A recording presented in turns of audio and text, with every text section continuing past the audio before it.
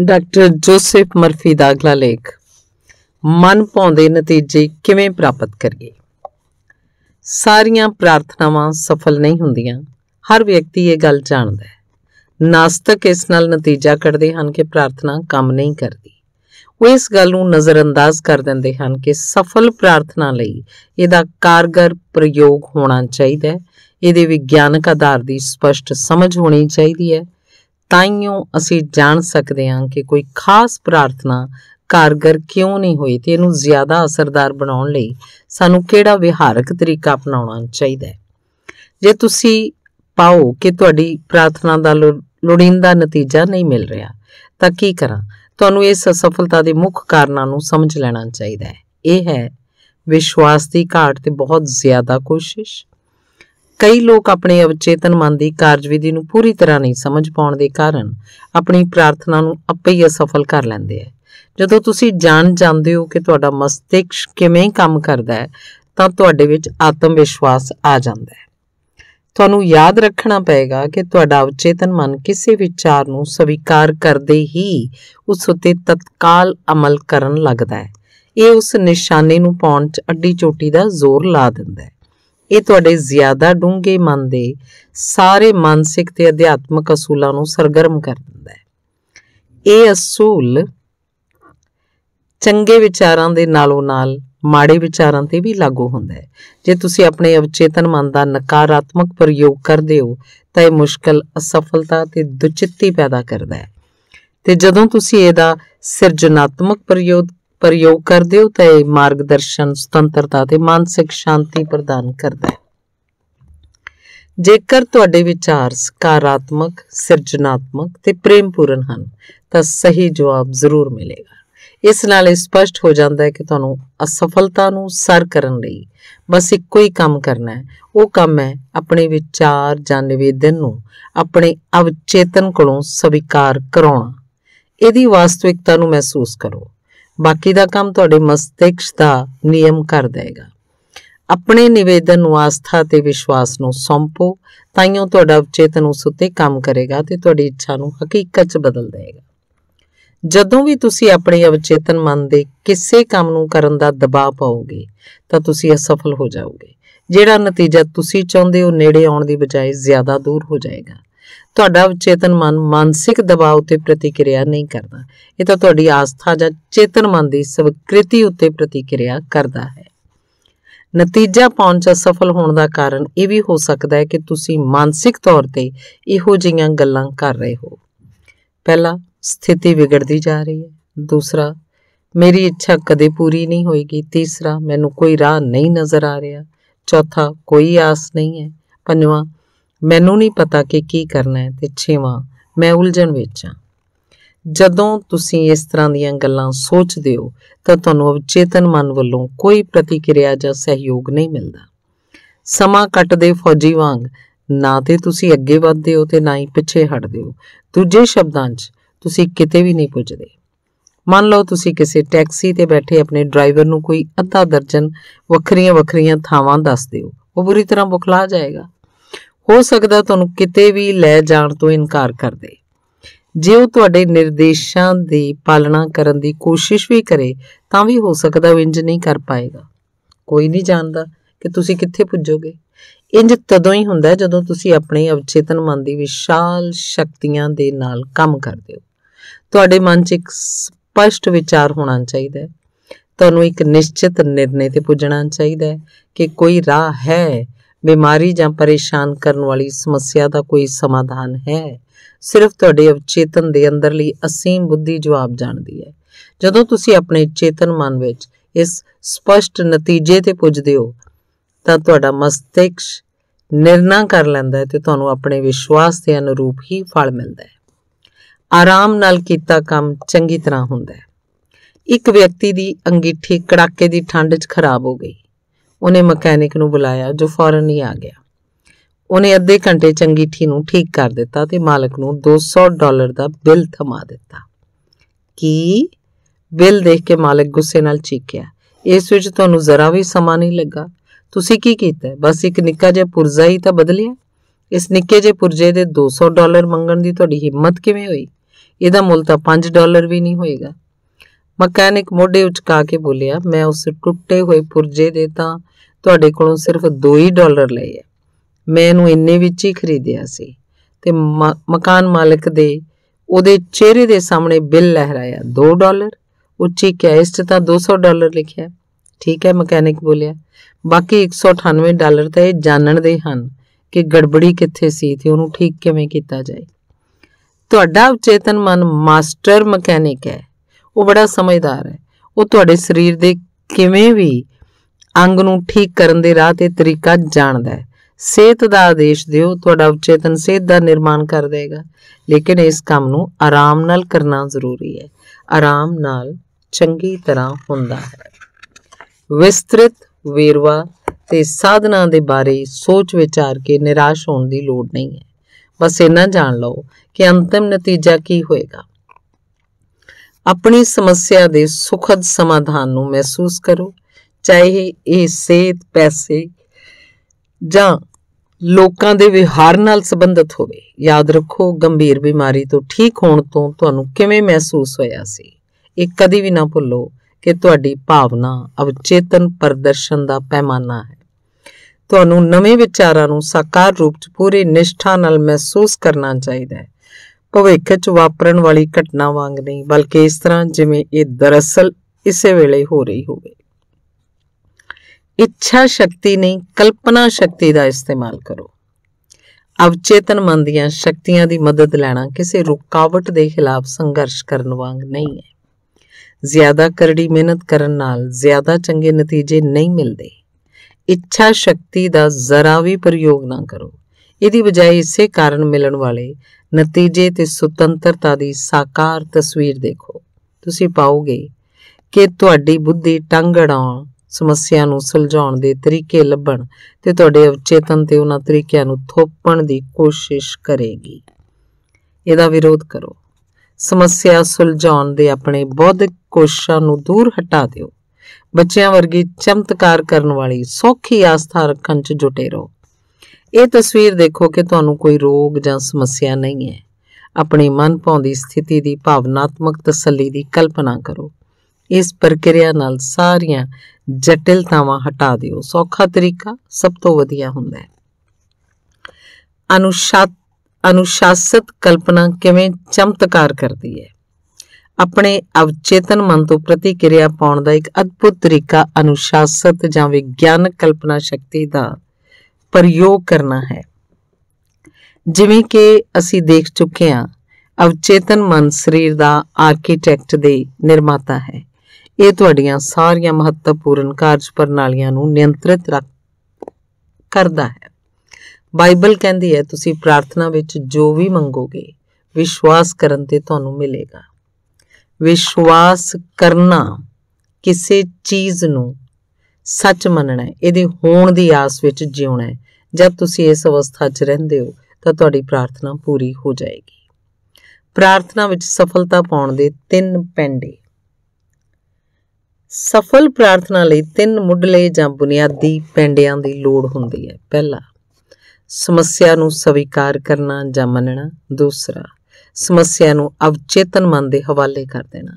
ਸਿਰਫ ਇਹੀ ਇਸ ਨੂੰ ਸੁਲਝਾਉਣ ਦਾ ਸਭ ਤੋਂ ਪ੍ਰਭਾਵੀ ਸਮਾਧਾਨ ਜਾਣਦਾ ਹੈ। ਤੀਸਰਾ, ਡੂੰਘੇ ਵਿਸ਼ਵਾਸ ਦੀ ਸ਼ਾਂਤ ਅਨੁਭੂਤੀ ਰੱਖੋ ਕਿ ਇਹ ਕੰਮ ਹੋ ਚੁੱਕਿਆ ਹੈ। ਸੰਕੋਚ ਤੇ ਸ਼ੰਕਾਵਾਂ ਤੁਹਾਡੀ ਪ੍ਰਾਰਥਨਾ ਨੂੰ ਸਿਰਫ ਕਮਜ਼ੋਰ ਕਰਦੀਆਂ। ਆਪਣੇ ਆਪ ਨੂੰ ਇਹ ਨਾ ਕਹੋ, ਕਾਸ਼ ਮੈਂ ਠੀਕ ਹੋ ਜਾਂਦਾ ਜਾਂ ਮੈਨੂੰ ਆਸ ਹੈ ਇਹ ਕਾਰਗਰ ਹੋਏਗਾ।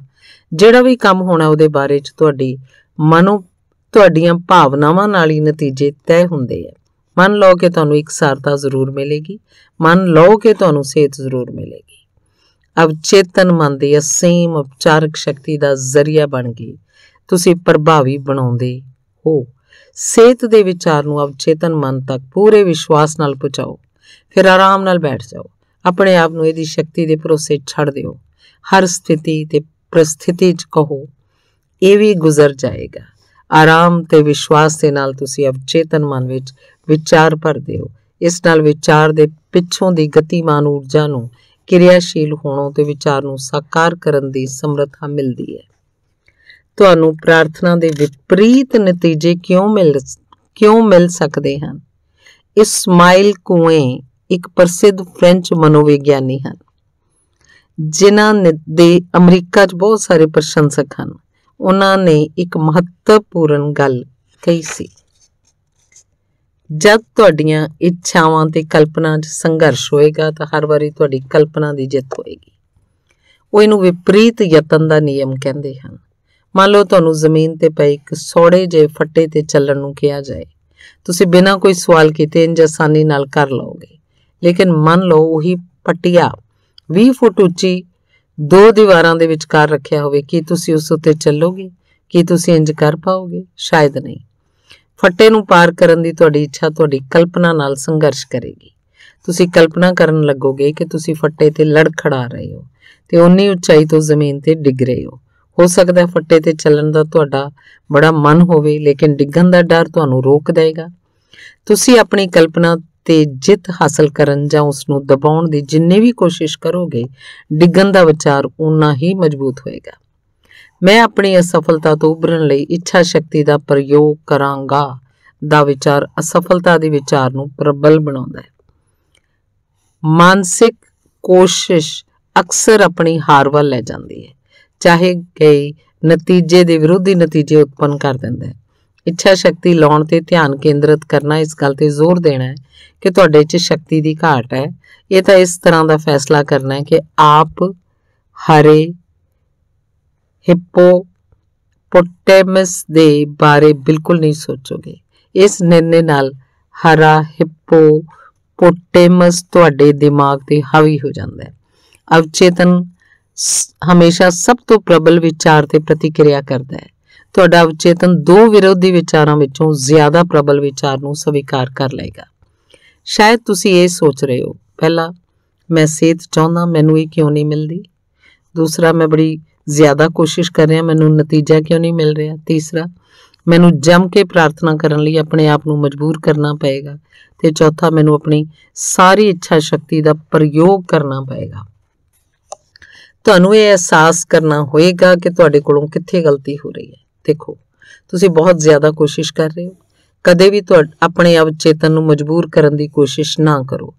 ਕਦੇ ਵੀ ਆਪਣੀ ਇੱਛਾ ਸ਼ਕਤੀ ਰਾਹੀਂ ਉਸ ਤੋਂ ਆਪਣਾ ਵਿਚਾਰ ਸਵੀਕਾਰ ਕਰਵਾਉਣ ਦੀ ਕੋਸ਼ਿਸ਼ ਨਾ ਕਰੋ। ਇੰਜ ਦੀਆਂ ਕੋਸ਼ਿਸ਼ਾਂ ਦਾ ਨਾਕਾਮਯਾਬ ਹੋਣਾ ਤੈਅ ਹੈ।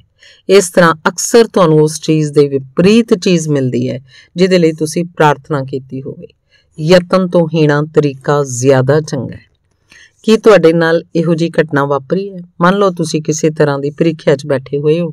ਤੁਸੀਂ ਪੜ੍ਹਾਈ ਤੇ ਸਮੱਗਰੀ ਦੀ ਸਮੀਖਿਆ 'ਚ ਬੜਾ ਸਮਾਂ ਲਾਇਆ। ਤੁਹਾਨੂੰ ਲੱਗਦਾ ਹੈ ਤੁਸੀਂ ਬੜਾ ਕੁਝ ਜਾਣਦੇ ਹੋ, ਲੇਕਿਨ ਪ੍ਰੀਖਿਆ 'ਚ ਕੋਰੀ ਕਾਪੀ ਦੇਖਣ ਤੇ ਤੁਸੀਂ ਪਾਉਂਦੇ ਹੋ ਕਿ ਤੁਹਾਡਾ ਦਿਮਾਗ ਤਾਂ ਉਹ ਤੋਂ ਜ਼ਿਆਦਾ ਕੋਰਾ ਹੈ। ਵਿਸ਼ੇ ਦਾ ਸਾਰਾ ਗਿਆਨ ਅਚਨਚੇਤ ਹੀ ਤੁਹਾਡਾ ਸਾਥ ਛੱਡ ਗਿਆ। ਤੁਹਾਨੂੰ ਇੱਕ ਵੀ ਪ੍ਰਸੰਗਿਕ ਵਿਚਾਰ ਚੇਤੇ ਨਹੀਂ ਆਉਂਦਾ। ਤੁਸੀਂ ਆਪਣੇ ਦੰਦ ਮੀਚਦੇ ਹੋ, ਆਪਣੀ ਸਾਰੀ ਇੱਛਾ ਸ਼ਕਤੀ ਨੂੰ ਸੱਦਾ ਦਿੰਦੇ ਹੋ, ਲੇਕਿਨ ਤੁਸੀਂ ਜਿੰਨੀ ਜ਼ਿਆਦਾ ਕੋਸ਼ਿਸ਼ ਕਰਦੇ ਹੋ, ਗਿਆਨ ਓਨਾ ਹੀ ਜ਼ਿਆਦਾ ਦੂਰ ਪੁੱਜ ਜਾਂਦਾ ਹੈ। ਨਿਰਾਸ਼ ਹੋ ਕੇ ਤੁਸੀਂ ਪ੍ਰੀਖਿਆ ਦੇ ਕਮਰੇ ਤੋਂ ਬਾਹਰ ਨਿਕਲ ਆਉਂਦੇ ਹੋ। ਮਾਨਸਿਕ ਦਬਾਅ ਘੱਟ ਹੋ ਜਾਂਦਾ ਹੈ।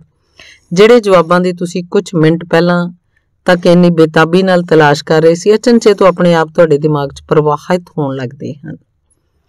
ਤੁਸੀਂ ਉਸ ਵਿਸ਼ੇ ਨੂੰ ਜਾਣਦੇ ਸੀ, ਲੇਕਿਨ ਤਦ ਨਹੀਂ ਜਦੋਂ ਤੁਹਾਨੂੰ ਉਹਦੀ ਲੋੜ ਸੀ। ਤੁਹਾਡੀ ਗਲਤੀ ਇਹ ਸੀ ਕਿ ਤੁਸੀਂ ਯਾਦ ਰੱਖਣ ਲਈ ਆਪਣੇ ਆਪ ਨੂੰ ਮਜਬੂਰ ਕਰਨ ਦੀ ਕੋਸ਼ਿਸ਼ ਕੀਤੀ। ਵਿਪਰੀਤ ਪ੍ਰਯਾਸ ਦੇ ਨਿਯਮ ਮੁਤਾਬਿਕ ਇਸ ਨਾਲ ਸਫਲਤਾ ਨਹੀਂ ਬਲਕਿ ਅਸਫਲਤਾ ਮਿਲਦੀ ਹੈ। ਤੁਹਾਨੂੰ ਉਹਦਾ ਠੀਕ ਪੁੱਠਾ ਨਤੀਜਾ ਮਿਲਿਆ ਜਿਹੜਾ ਤੁਹਾਨੂੰ ਚਾਹੀਦਾ ਸੀ ਜਾਂ ਜਿਸ ਦੇ ਲਈ ਤੁਸੀਂ ਪ੍ਰਾਰਥਨਾ ਕੀਤੀ ਸੀ। ਇੱਛਾ ਤੇ ਕਲਪਨਾ ਸ਼ਕਤੀ ਦੇ ਸੰਘਰਸ਼ ਨੂੰ ਹੱਲ ਕਰਨਾ ਚਾਹੀਦਾ ਹੈ। ਮਾਨਸਿਕ ਸ਼ਕਤੀ ਜਾਂ ਇੱਛਾ ਸ਼ਕਤੀ ਦਾ ਪ੍ਰਯੋਗ ਕਰਨਾ ਇਹ ਮੰਨ ਲੈਣਾ ਹੈ ਕਿ ਕਿਤੇ ਨਾ ਕਿਤੇ ਵਿਰੋਧ ਹੈ। ਨਤੀਜੇ ਵਜੋਂ ਵਿਰੋਧੀ ਕਲਪਨਾ ਕਰਨ ਨਾਲ ਵਿਰੋਧ ਉਤਪੰਨ ਹੋ ਜਾਂਦਾ ਹੈ। ਜੇ ਤੁਹਾਡਾ ਧਿਆਨ ਮਨ ਭਾਉਂਦੀ ਵਸਤੂ ਨੂੰ ਹਾਸਲ ਕਰਨ ਦੀ ਰੁਕਾਵਟਾਂ ਤੇ ਕੇਂਦਰਿਤ ਹੈ ਤਾਂ ਇਹਦਾ ਮਤਲਬ ਹੈ ਕਿ ਇਹ ਤੁਹਾਡੇ ਮਨ ਚਾਹੇ ਨਤੀਜੇ ਨੂੰ ਹਾਸਲ ਕਰਨ ਦੇ ਸਾਧਨ ਤੇ ਕੇਂਦਰਿਤ ਨਹੀਂ ਹੈ। ਬਾਈਬਲ 'ਚ ਕਿਹਾ ਗਿਆ ਹੈ, ਜੇ ਤੁਹਾਡੇ ਵਿੱਚੋਂ 2 ਲੋਕ ਦੁਨੀਆ ਵਿੱਚ ਕਿਸੇ ਵੀ ਗੱਲ ਤੇ ਸਹਿਮਤ ਹੋ ਜਾਣ ਤੇ ਮੰਗਣ ਤਾਂ ਸੁਰਗ 'ਚ ਬੈਠਿਆ ਮੇਰਾ ਪਿਤਾ ਉਹਨਾਂ ਨੂੰ ਦੇ ਦੇਣਗੇ। ਇਹ ਦੋਵੇਂ ਕੌਣ ਹਨ ਜਿਨ੍ਹਾਂ ਦੇ ਬਾਰੇ 'ਚ ਬੋਲਿਆ ਗਿਆ ਹੈ? ਇਹ ਕਿਸੇ ਵਿਚਾਰ, ਇੱਛਾ ਜਾਂ ਮਾਨਸਿਕ ਛਵੀ ਤੇ ਤੁਹਾਡੇ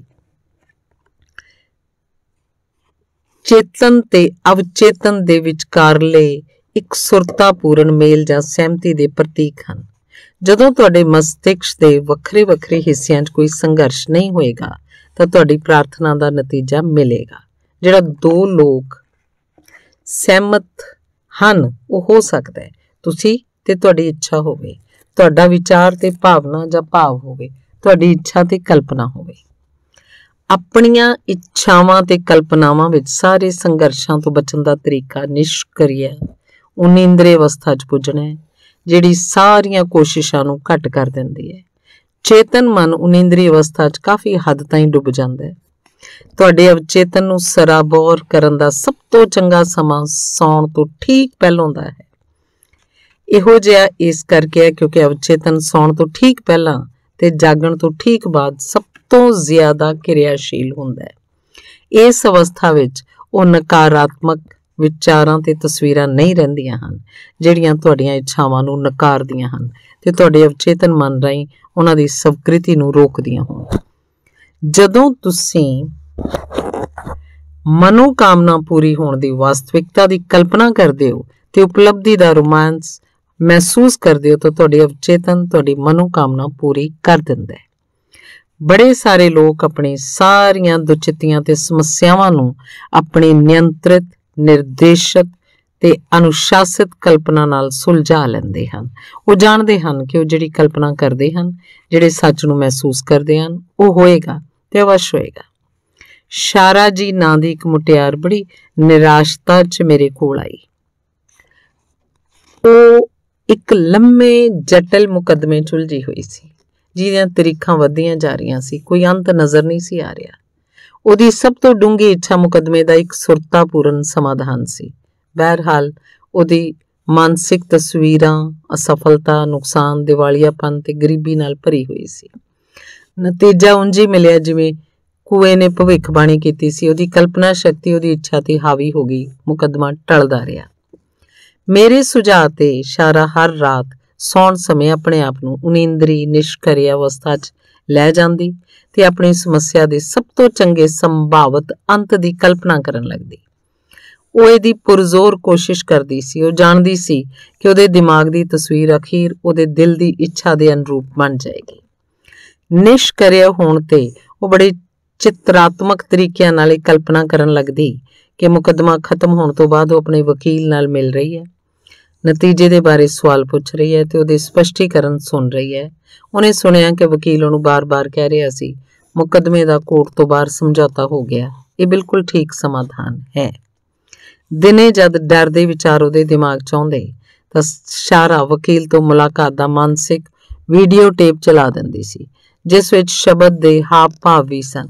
ਉਹਨੇ ਵਕੀਲ ਦੀ ਮੁਸਕਰਾਹਟ, ਉਹਦੇ ਅੰਦਾਜ਼, ਉਹਦੀ ਆਵਾਜ਼, ਉਹਦੇ ਖਾਸ ਸ਼ਬਦਾਂ ਦੀ ਕਲਪਨਾ ਕੀਤੀ।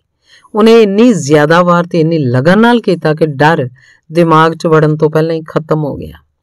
ਕੁਝ ਹਫ਼ਤਿਆਂ ਬਾਅਦ ਉਹਦੇ ਵਕੀਲ ਨੇ ਫੋਨ ਕੀਤਾ। ਉਹਨੇ ਉਹੀ ਕਿਹਾ ਜਿਹਦੀ ਉਹ ਕਲਪਨਾ ਕਰ ਰਹੀ ਸੀ ਤੇ ਸੱਚ ਮੰਨ ਰਹੀ ਸੀ। ਮੁਕੱਦਮੇ 'ਚ ਸਮਝੌਤਾ ਹੋ ਗਿਆ ਤੇ ਉਹ ਜਾਣਦੀ ਸੀ ਕਿ ਸਮਝੌਤਾ ਠੀਕ ਹੀ ਹੋਏਗਾ। ਇਹੀ ਭਜਨਕਾਰ ਦਾ ਮਤਲਬ ਸੀ ਜਦੋਂ ਉਹਨੇ ਲਿਖਿਆ ਸੀ, ਮੇਰੇ ਸ਼ਬਦ ਮਤਲਬ ਤੁਹਾਡੇ ਵਿਚਾਰ ਤੇ ਮਾਨਸਿਕ ਤਸਵੀਰਾਂ ਤੇ ਮੇਰੇ ਹਿਰਦੇ ਦਾ ਮਨਨ ਤੁਹਾਡੀ ਭਾਵਨਾ, ਪ੍ਰਕਿਰਤੀ ਤੇ ਭਾਵ ਤੁਸੀਂ ਸਵੀਕਾਰ ਕਰੋ। ਹੇ ਈਸ਼ਵਰ, ਤੁਹਾਡੇ ਅਵਚੇਤਨ ਮਨ ਦਾ ਨਿਯਮ, ਮੇਰੀ ਸ਼ਕਤੀ ਤੇ ਮੇਰੇ ਉਦਾਰਕ ਤੁਹਾਡੇ ਅਵਚੇਤਨ ਮਨ ਦੀ ਸ਼ਕਤੀ ਤੇ ਬੁੱਧੀਮਤਾ ਜਿਹੜੀ ਬਿਮਾਰੀ, ਬੰਧਨਾਂ ਤੇ ਦੁੱਖ ਤੋਂ ਤੁਹਾਡਾ ਉਧਾਰ ਕਰ ਸਕਦੀ ਹੈ। ਯਾਦ ਰੱਖਣ ਲਾਇਕ ਵਿਚਾਰ। ਪਹਿਲਾ, ਮਾਨਸਿਕ ਦਬਾਅ ਜਾਂ ਬਹੁਤ ਜ਼ਿਆਦਾ ਕੋਸ਼ਿਸ਼ ਤਣਾਅ ਤੇ ਡਰ ਦਾ ਸੂਚਕ ਹੈ। ਇਹ ਪ੍ਰਾਰਥਨਾ ਦੇ ਜਵਾਬ ਨੂੰ ਰੋਕਦੇ ਹਨ। ਆਰਾਮ ਨਾਲ ਕੰਮ ਚੰਗੀ ਤਰ੍ਹਾਂ ਹੁੰਦਾ ਹੈ। ਦੂਸਰਾ, ਜਦੋਂ ਨਿਸ਼ਕਰਿਆ ਅਵਸਥਾ 'ਚ ਤੁਸੀਂ ਕਿਸੇ ਵਿਚਾਰ ਨੂੰ ਸਵੀਕਾਰ ਕਰਦੇ ਹੋ ਤਾਂ ਤੁਹਾਡਾ ਉਚੇਤਨ ਉਸ ਵਿਚਾਰ ਨੂੰ ਸਾਕਾਰ ਕਰਨ 'ਚ ਜੁਟ ਜਾਂਦਾ ਹੈ।